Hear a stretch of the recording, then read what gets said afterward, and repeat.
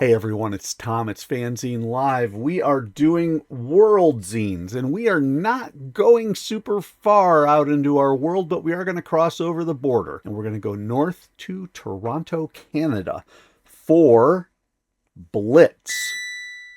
And yes, this is a gloss cover. Blitz is the official magazine of independent creators, and it is put together out of RAID Press, the Royal Academy of Illustration and Design on Queen Street West in Toronto, Canada. This came as a Kickstarter, I believe attached to something else, and it was kind of the if you buy one, you get the other. I think they may have done something with Magnetic Press.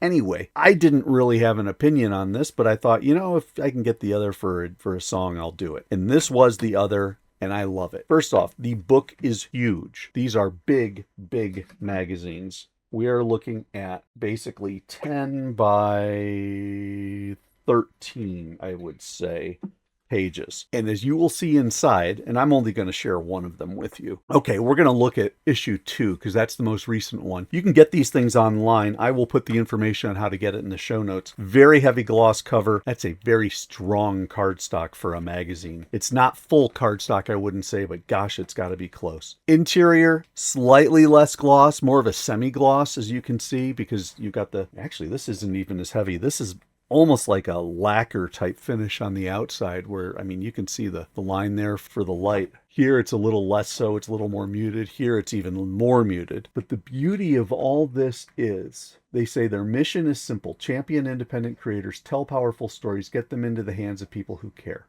I love their philosophy. They've got something about subscriptions. I tried to go on to that, and their subscription stuff wasn't available yet. Hopefully soon. So you've got these giant magazines. You get mixed in with articles, with interviews, and the like. You get some really nice looking cartooning. This one being, they call it a butternut squash throwback. And clearly, it even says here, we're having a Calvin and Hobbes moment. Bill Watterson's vision is now our reality. So these are kind of the core artists involved. Bit of a convention-oriented issue. But lordy, look at these pages.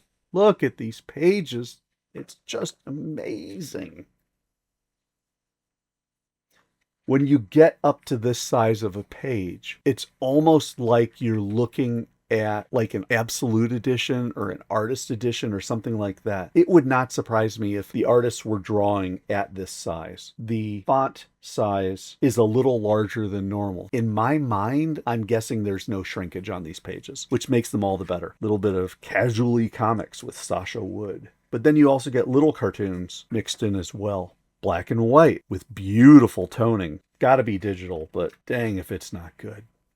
Keeping craft alive. This was something that they had in the other issue. This Sean Crystal here, who I'm not familiar with, is over the course of, I guess, a few installments, taking a look at Wally Wood's 22 panels that always work and kind of diving in deep on a few. So they took 3 of them this time: the extreme close-up, the profile, and the contrast. This is the section on the contrast panel, talking about the details behind it, what it means, a version that it looks like Sean may have done themselves with the contrast, because this is a reproduction, if you will, an interpretation of Wally Wood. Then you've got the profile, and then you've got the extreme close-up, and then some examples out in the wild. Information you can use. This is the gang at the New York Comic-Con, so they're talking about cons and the like. I do note that most of our art friends have some variation on the short hair and beards, except for this gentleman.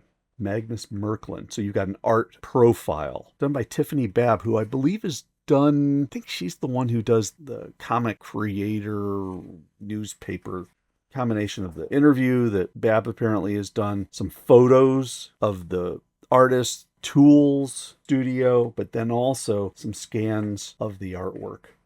It's so inspirational to read this type of stuff. More comic work, this one by a gentleman named Dave Howlett. Look at these beautiful big pages. Every time I think that I want to just go small and save on postage, I get a zine like this, and it just totally sends me reeling back to how big can I make it, because this is so beautiful.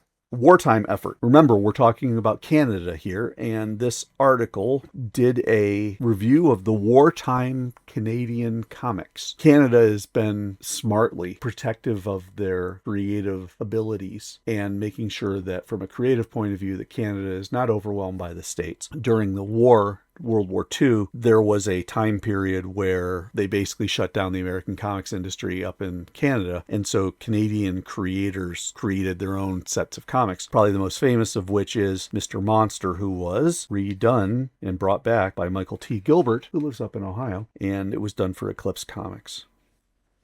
But you can see some of the old versions of Canadian comics there. More cartooning, more interviewing, neat graphic design.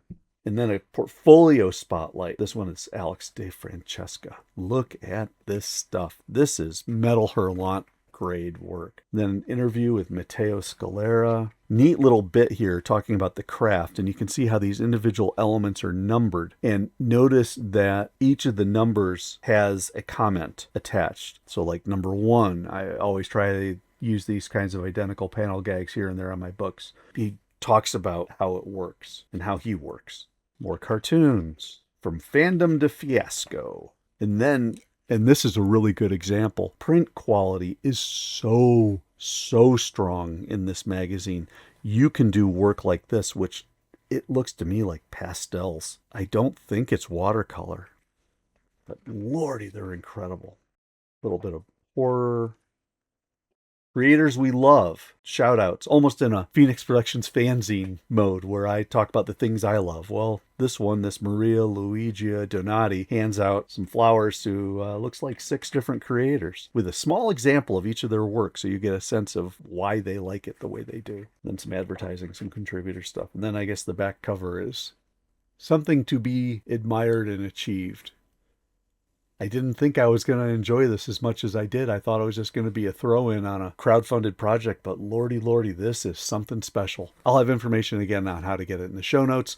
Let me know what you think. Are there any other magazines out there that are really aligned toward independent, small press, underground type creators that is offering new and fresh material like this? I know of a few. I mean, Danny Ferbert has his Electric Transit, and then we've got some stuff online, but a paper magazine like this? I don't know of too many. So let me know what you think in the comments. Don't forget also, like the video, subscribe to FANzine Live, and tell your friends. So that's it, everybody. Thank you so much. This is FANzine Live. This is Tom. And as always, I will catch you next time.